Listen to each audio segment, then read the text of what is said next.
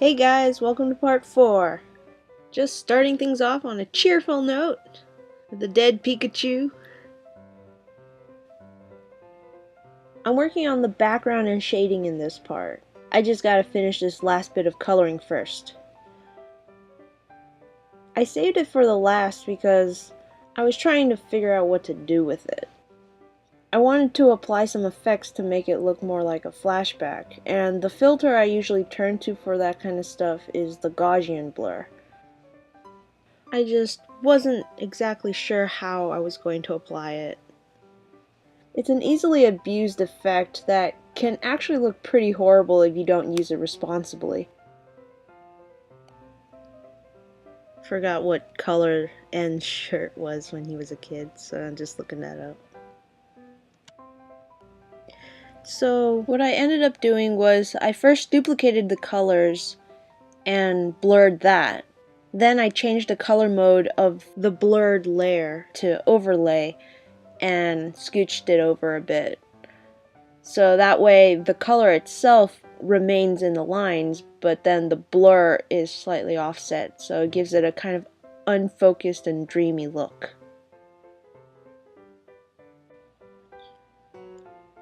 Just a few extra touches and onto the background.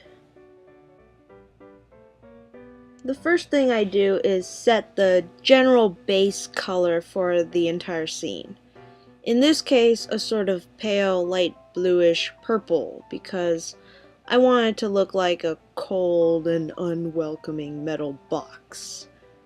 This first panel is an establishing shot. Its purpose is to show you the location that the scene takes place in. These kind of shots are necessary and oh so annoying, but I pretty much have trouble whenever I have to draw the background. So generally, if I can help it, I will do everything I can to avoid actually having to draw a background. Most of the panels in this comic are just a dark gradient coming in from the top to sort of suggest the wall receding upwards into the shadows. Sometimes I don't even have to do anything for the background at all, because I know a word bubble will fill in that space anyways. Or you can say, I planned to put a huge word bubble there so that I wouldn't have to draw a background. Hooray for cheating! But I'm mostly just joking about that.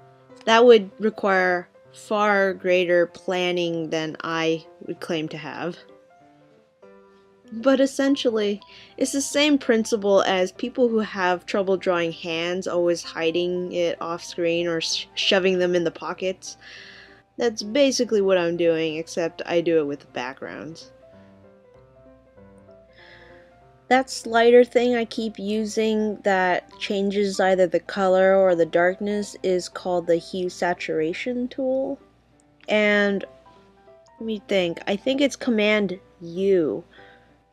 It's kind of hard to remember shortcuts when I'm not actually using Photoshop. For some reason, my fingers remember it better than my brain does, so if I'm just sitting there trying to explain stuff, can't always recall. But I think it's Command U, and it's a slider that lets you change the hue and brightness and saturation. So yeah, it's a useful tool. I really like it. Okay, by the way, a lot of this video will be sped up, because otherwise it would just be way too long, so I'm just skipping to the parts so that I can actually think of things to talk about. Whew. Okay, so here's the other background heavy panel. And you can see me trying to get out of drawing a background for it by copy-pasting the first panel. And I've gotten away with that before, reusing one panel's background for another panel's, but sadly it didn't work here. I mean, this panel is clearly larger than the first panel and their shapes aren't even the same. So I don't know what I was thinking, but my laziness knows no bounds. I'm also failing spectacularly with that railing there. I did go to school, so I know about perspective and how it's supposed to work. I just can't ever figure out how to get it to work. I don't know. And that's a big reason why I hate drawing buildings and stuff. It's something I need to work on for sure, but it's just, I can't wrap my mind around it.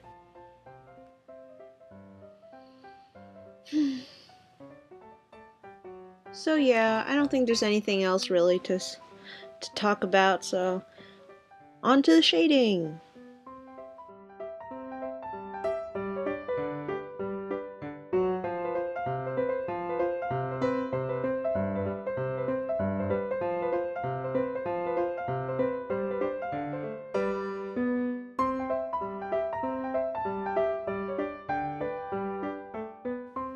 Oh, so before the shading, I actually draw in the word bubbles first, or the dialogue boxes, or whatever you call them. It matters not, because I call them bubbles, and you can see what I'm talking about because they're right on the screen. But anyways, I draw all my bubbles by hand, which means they are kind of messy, but I like it that way. I mean, in the beginning I did this because I didn't have a choice. Corel Painter Essentials didn't come with a shape tool that I could use, so I had to draw it by hand. But when I got Photoshop and had the ability to make my word bubbles perfectly circular, I found it looked really weird. I mean, you can go and look in episode 10 and see for yourself, but I like how these bubbles are kind of organic and it fits better with the look of the drawings.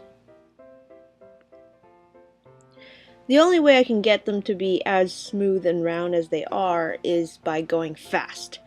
If I try to slow down and be precise about it, I lose control, and the line becomes wobbly and gross. I just gotta really attack the tablet and make fast strokes.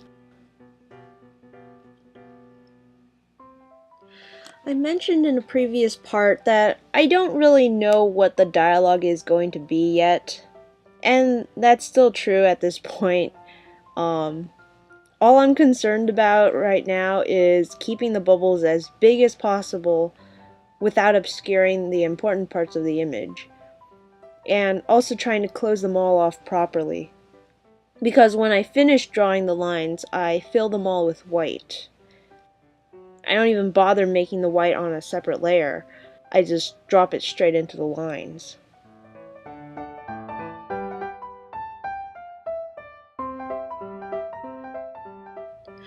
Okay, so, I finished off filling in all the word bubbles, and now I'm going to add some speed lines behind these grunts. And these, speed lines, action lines, whatever you call them, the ones that go from one side of the panel to the other, they're so super easy. You just drop down whatever color you want the background to be, put a white streak down the middle, and then you just take darker or lighter variants of the background color, or a completely different color, and you make lines. I like to put the darker lines near the edges and move the lighter ones towards the middle, and then you just put a few dark lines down the middle, and then you take the whole thing and you Gaussian blur it. Boom! Action lines. So now we get into the shading. And this is super fast, super simple shading. All it is a layer above the color layer, set to a lower opacity, and then I draw in the shadows using black. Black is a pretty lazy color to use for shadows, and really doesn't work well if you're painting at all. But I'm not going for anything fancy here. I just want to add some depth to help add definition. So basically, it's just understanding the form of the thing I'm shading and putting a stroke on the underside of things. Like, that part is sticking out over that part. Well, then put a shadow under there. I don't even bother with light source half the time, unless it's like painfully obvious in the scene that there is a light source. which is going to get pretty annoying when Sir Francis evolves again. I really find that Pokemon that have their own source of light can get pretty annoying to shade. Ponyta and Rapidash are some of the worst because the fire goes down its entire body. It's like, how do you work? But anyway, I think white objects benefit most from shading. Something like Ghetsis' cloak also, because the patterns can actually make it look very flat. But really, I could probably have skipped the shading process altogether, and this series would have been fine. But it's late for that now. Did I really say that? It's late for that now. Apparently, I am a Mario.